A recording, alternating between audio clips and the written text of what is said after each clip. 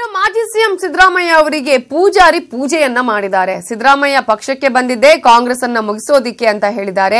ಸಿದ್ದರಾಮಯ್ಯ ವಿರುದ್ಧ ಜನಾರ್ದನ ಪೂಜಾರಿ ವಾಗ್ದಾಳಿಯನ್ನ ಕೂಡ ಮಾಡಿದ್ದಾರೆ. ಮಾಜಿ ಸಿಎಂ ಸಿದ್ದರಾಮಯ್ಯ ವಿರುದ್ಧ ಈಗ ಜನಾರ್ದನ ಪೂಜಾರಿ ಪೂಜೆಯನ್ನ ಒಂದ್ ಕಡೆ ಮಾಡಿದ್ರೆ ಮತ್ತೊಂದ್ ಕಡೆ ಗುಡುಗಿದ್ದಾರೆ. ಸಿದ್ದರಾಮಯ್ಯ ಅವರು ಪಕ್ಷಕ್ಕೆ ಬಂದಿದ್ದೇ ಕಾಂಗ್ರೆಸ್ ಅನ್ನ ಮುಗಿಸೋದಿಕ್ಕೆ ಅಂತ ಹೇಳಿ ಸಿದ್ದರಾಮಯ್ಯ ವಿರುದ್ಧನೇ ಜನಾರ್ದನ ಪೂಜಾರಿ ವಾಗ್ದಾಳಿಯನ್ನ ಮಾಡಿದ್ದು. CM H D. ಕುಮಾರಸ್ವಾಮಿ ದೇವೇಗೌಡರಿಂದ ಈಗ ಸರ್ಕಾರ ಉಳಿದಿದೆ. ಸರ್ಕಾರ ಉಳಿಯುವಲ್ಲಿ ದೇವೇಗೌಡರದ್ದೇ ಮಹತ್ವದ ಪಾತ್ರ.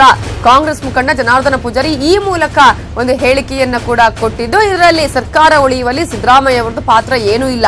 ಎಚ್.ಡಿ. ಕುಮಾರಸ್ವಾಮಿ ಹಾಗೇನೆ ದೇವೇಗೌಡರಿಂದಲೇ ಈ ಸರ್ಕಾರ ಉಳಿದಿದೆ, ಮೈತ್ರಿ ಸರ್ಕಾರ ಉಳಿದಿದೆ. ಇಲ್ಲದಿದ್ರೆ ಸರ್ಕಾರ ಯಾವತ್ತೋ ಬಿದ್ದು ಹೋಗ್ತಿತ್ತು ಅನ್ನುವ ರೀತಿಯಲ್ಲಿ ಮಾತನಾಡಿದ್ದಾರೆ ಜನಾರ್ದನ ಪೂಜಾರಿ, ಕಾಂಗ್ರೆಸ್ ಮುಖಂಡರು. ಮಾಜಿ ಸಿಎಂ ಸಿದ್ದರಾಮಯ್ಯಗೆ ಈಗ ಅವರದ್ದೇ ಪಕ್ಷದಂತಹ ಕಾಂಗ್ರೆಸ್ನ ಮುಖಂಡರೇ ಈಗ ಪೂಜೆಯನ್ನ ಮಾಡಿದ್ದು ಅವರ ವಿರುದ್ಧನೇ ವಾಗ್ದಾಳಿಯನ್ನ ಮಾಡಿದ್ದಾರೆ. ಸಿದ್ದರಾಮಯ್ಯ ಅವರು ಪಕ್ಷಕ್ಕೆ ಬಂದಿದ್ದೇ ಪಕ್ಷವನ್ನ ಮುಗಿಸೋದಿಕ್ಕೆ ಅನ್ನುವಂತಹ ಮಾತನ್ನ ಕೂಡ ಹೇಳಿದ್ದಾರೆ.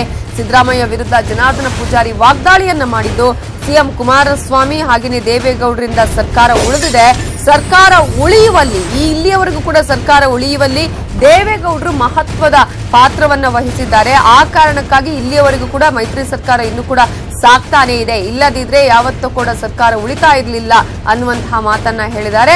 ಸರ್ಕಾರ ಅದರಲ್ಲೂ ಕೂಡ ಈಗಾಗಲೇ ಹೇಳಿರುವ ಹಾಗೆ ಸಿದ್ದರಾಮಯ್ಯ ಅವರು ಕಾಂಗ್ರೆಸ್ ಪಕ್ಷಕ್ಕೆ ಬಂದಿದ್ದೆ ಕಾಂಗ್ರೆಸ್ ಅನ್ನು ಮುಗಿಸೋದಿಕ್ಕೆ ಅನ್ನುವ ರೀತಿಯಲ್ಲಿ ಮಾತನಾಡಿದ್ದಾರೆ. ಕಾಂಗ್ರೆಸ್ನ ಮುಖಂಡರಾಗಿರುವಂತಹ ಜನಾರ್ದನ ಪೂಜಾರಿ ಈಗಾಗಲೇ ಮಾಜಿ ಸಿಎಂ ಸಿದ್ದರಾಮಯ್ಯ ವಿರುದ್ಧ ತೀವ್ರ ವಾಗ್ದಾಳಿಯನ್ನ ಕೂಡ ಮಾಡಿದ್ದಾರೆ.